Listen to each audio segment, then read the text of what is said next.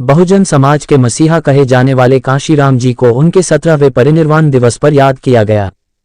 नमस्कार, मैं हूं शिवम मिश्रा और आप देख रहे हैं खबर ज्ञान तक न्यूज। हर खबरों पर नजर।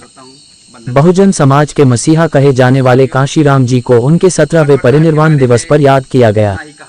सोमवार को अंबेडकर छात्रावास बस्ती के सभागार में आयोजित कार्यक्रम को संबोधित करते हुए मुख्य अतिथि केपी राठौर और बुद्धि प्रकाश एडवोकेट ने कहा कि कांशीराम ने अपने संघर्ष से वंचितों को फर्श से अर्श तक पहुंचाया, लेकिन खुद के लिए आरंभ से अंत तक शून्य को प्रणाम करते रहे।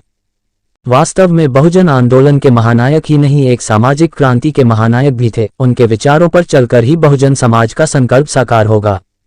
अध्यक्षता करते हुए हीरालाल ने कहा कि कांशीराम का कहना था कि हमारा एकमात्र लक्ष्य इस देश पर शासन करना है। इसके लिए वे निरंतर प्रयास करते रहे। दलितों में चेतना जगाने के लिए साहिब कांशीराम ने कई हजार किलोमीटर साइकिल से यात्रा की। इस मकसद में वे धीरे धीरे आगे बढ़ते जा रहे थे। यूपी में सरकार भी बना डाली और धीरे धीरे वे दिल्ली की ओर बढ़ ही रहे थे कि उनके स्वास्थ्य ने उनका साथ नहीं दिया। 2003 में वे सक्रिय राजनीति से दूर हो गए। अतिथि श्याम बिहारी, दिनेश चौधरी, नागेंद्र प्रताप आदि ने कहा कि 9 अक्टूबर 2006 को कांशीराम जी ने इस दुनिया को अलविदा कह दिया। आज संकल्प लेने की जरूरत है कि उनके अधूरे सपनों को बहुजन समाज पूरा करे। यही उनके प्रति सच्ची श्रद्धांजलि होगी। इसके लिए पूरी ताकत से जुट जाना होगा। कार्यक्रम में अंबेडकर छात्रावास बस्ती के सभी छात्र उपस्थित रहे। खबर ज्ञान तक के लिए ऋतिक कुमार की रिपोर्ट।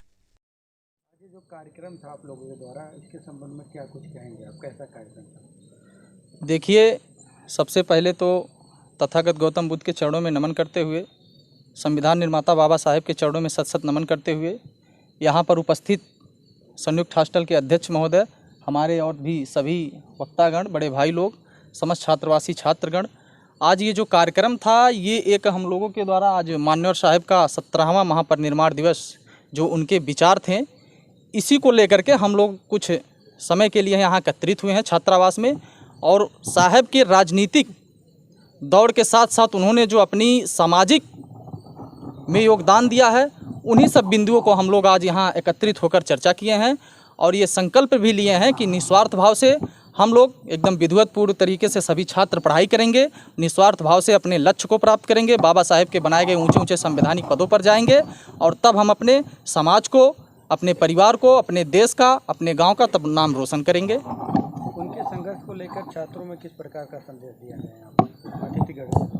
देखिए, हमारे जो अभी अतिथिगढ़ भी आए थे, उनके संदेश के माध्यम उन्होंने अपने संदेश को हम लोगों के बीच में जो दिया है, वो एक तरीके से कह दीजिए कि एक जैसे भाई, बड़े भाई और छोटे भाई का प्यार था, उस तरह दिया है। क्योंकि वो हमारे जो अतिथिगढ़ थे, उन्होंने स्पष्ट शब्दों में अभी कहे हैं सभी लोग कि आप लोग छात्र हैं, आप लोगों का प्रथम दायित्व है कि आप निस्वार्थ भाव से पढ़ाई करिए।